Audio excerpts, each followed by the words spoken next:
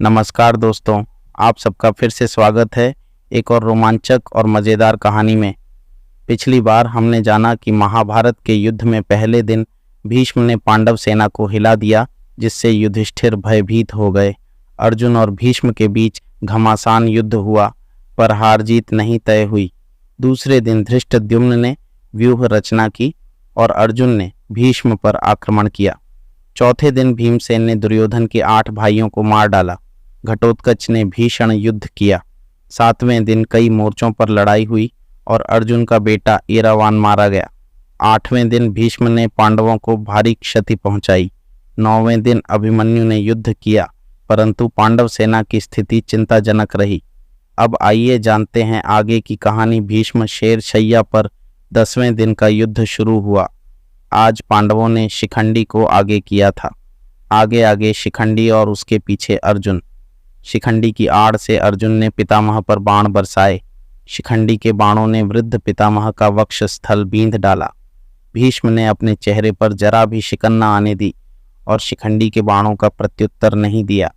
अर्जुन ने जब यह देखा कि पितामह प्रतिरोध नहीं कर रहे हैं, तो जरा जी कड़ा करके उसने भीष्म के मर्म स्थानों को लक्ष्य करके तीखे बाणों से बींधना शुरू कर दिया।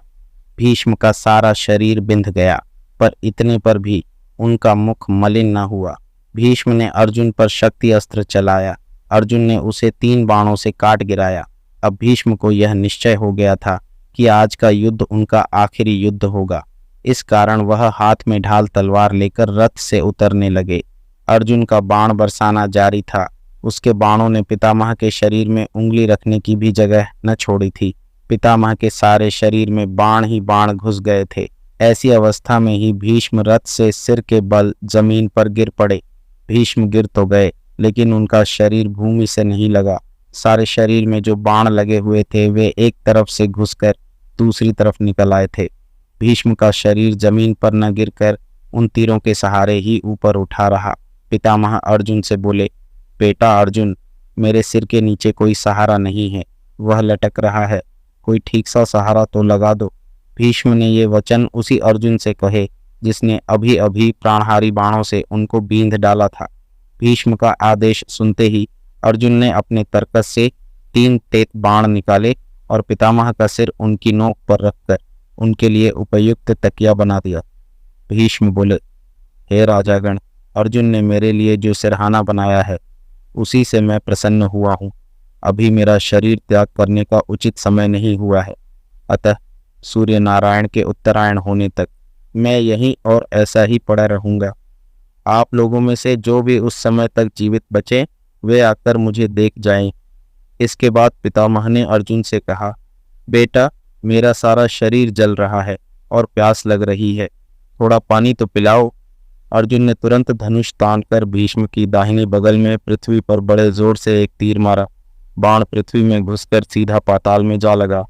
उसी क्षण उस स्थल से जल का एक सोता फूट निकला और पितामह भीष्म ने अमृत के समान मधुर और शीतल जल पीकर अपनी प्यास बुझाई। वह बहुत ही खुश और प्रसन्न दिखाई दिए। जब कर्ण को यह पता चला कि पितामह भीष्म घायल होकर रणक्षेत्र में पड़े हैं, तो वह उनके पास गया। प्रणाम करके जब कर्ण उठा तो पितामह को उसके मुख पर भय की छाया सी दिखाई दी। यह देखकर भीष्म का दिल भर आया। शरीर पर लगे हुए बाणों से होने वाले कष्ट को दबाकर बोले, बेटा, तुम राधा के पुत्र नहीं, कुंती के पुत्र हो। सूर्यपुत्र, मैंने तुमसे कभी द्वेष नहीं किया। अकारण ही तुमने पांडवों से वैर रखा, इसी कारण तुम्हारे प्रति मेरा मन मलिन हुआ। तुम्हारी दानवीरता और शूरता से मैं भली भांति परिचित हूँ।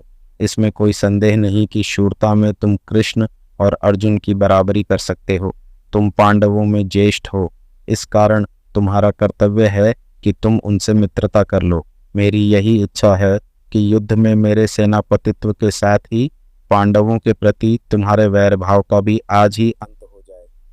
यह सुनकर कर्ण बड़ी नम्रता के साथ बोला, पितामह, मैं जानता हूँ कि मैं कुंती का पुत्र हूँ, लेकिन यह भी मुझे मालूम है कि मैं सूत पुत्र नहीं हूँ। लेकिन यह बात मुझसे नहीं हो सकती कि अब मैं दुर्योधन का साथ छोड़ दूं और उनके शत्रुओं से जा मिलूं। मेरा कर्तव्य यही है कि मैं दुर्योधन के ही पक्ष में रहकर युद्ध करूं। आप कृपया मुझे इस बात की अनुमति दें कि मैं दुर्योधन की तरफ से लहूं। मैंने जो कुछ किया या कहा है उसमें जितने दोष हों उसके लिए मुझे क्षमा कर दें। कर्ण का कथन भीष्म बड़े ध्यान से सुनते रहे। उसके बाद बोले, जो तुम्हारी इच्छा हो वही करो। भीष्म पितामह से आशीष पाकर कर्ण बहुत प्रसन्न हुआ और रथ पर चढ़कर युद्ध क्षेत्र में जा पहुंचा। कर्ण को देखते ही दुर्योधन आनंद के मारे फूल उठा। भीष्म के विछोह का जो दुख उसके लिए दुस्सह सा प्रतीत हो रहा था, अब कर्ण के आ जाने पर किसी तरह उसे भूल जाना उसके लिए संभव मालूम होने लगा। दुर्योधन और कर्ण इस बारे में सोच विचार करने लगे कि अब सेनापति किसे बनाया जाए। रीति से द्रोणाचार्य का सेनापति पद पर अभिषेक हुआ। द्रोणाचार्य ने 5 दिन तक कौरवों की सेना का संचालन करते हुए घोर युद्ध किया। यद्यपि अवस्था में वह बूढ़े थे, फिर भी सात्यकी, भीम, अर्जुन, धृष्टद्युम्न, अभिमन्यु, द्रुपद, काशीराज आदि सुविख्यात वीरों के विरुद्ध द्रोणाचार्य अकेले ही भिड़ जाते थे और एक एक को खदेड़ देते थे। 5 दिन तक उनके हाथों पांडवों की सेना बहुत ही सताई गई। आचार्य द्रोण ने पांडव सेना की नाक में दम कर दिया।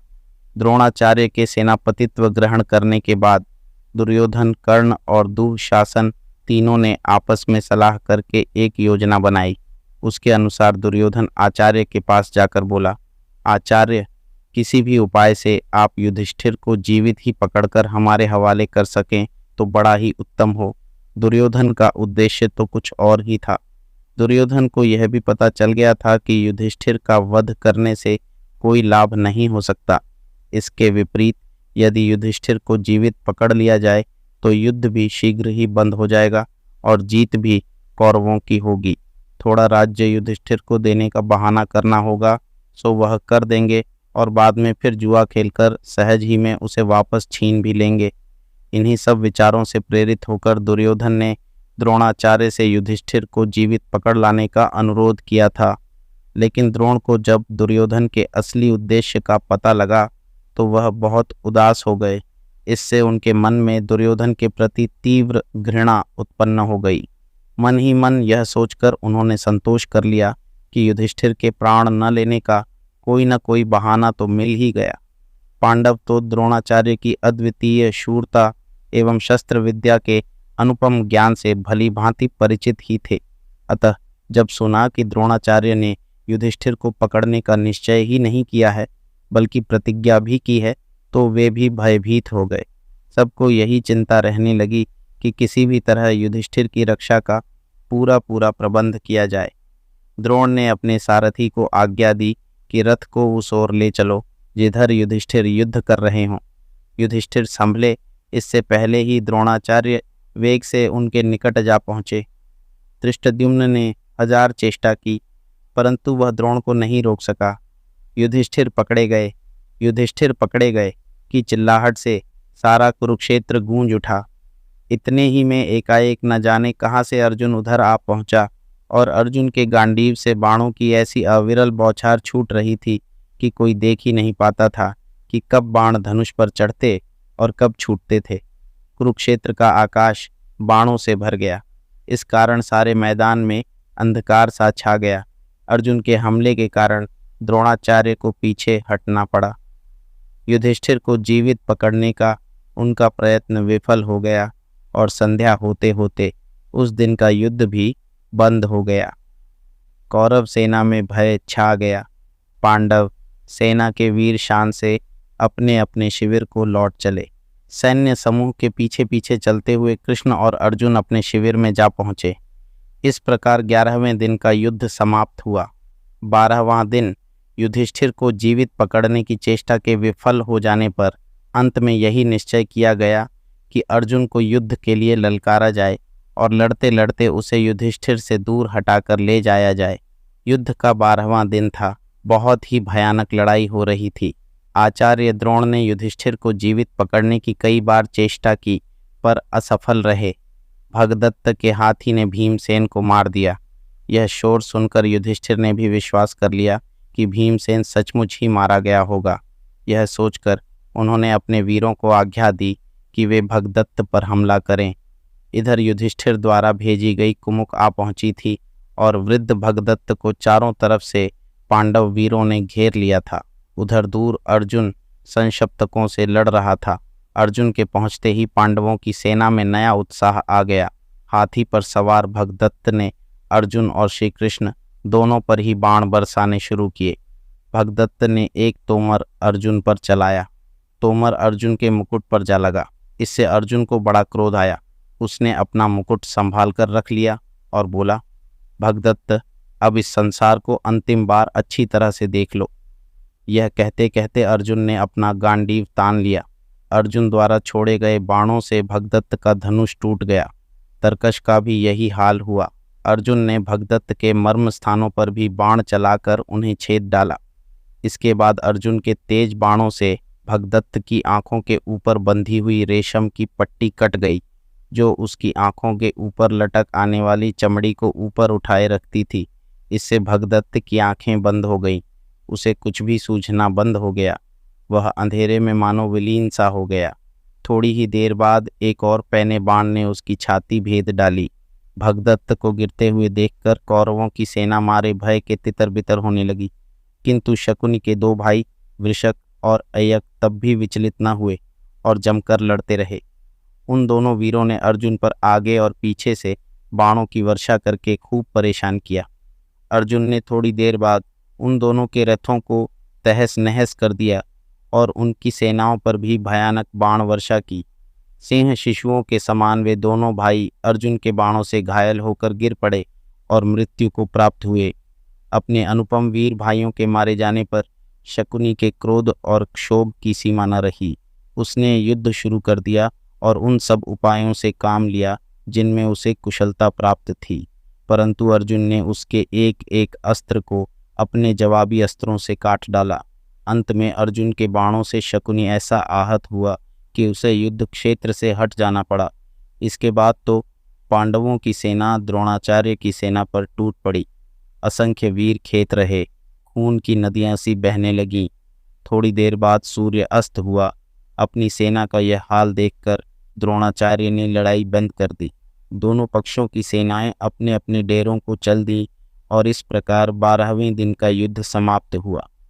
दोस्तों, अगर आपको हमारी ऐसी रोमांचक और मज़ेदार कहानियाँ सुनना पसंद है तो हमारे चैनल को सब्सक्राइब ज़रूर करें ताकि आप एक भी कहानी मिस न करें। हर कहानी आपको एक नई दुनिया में ले जाएगी जहाँ शौर्य, वीरता और रोमांच का संगम होगा। तो देर किस बात की, अभी सब्सक्राइब करें और हमारे साथ इस अद्भुत सफ़र का हिस्सा बनें।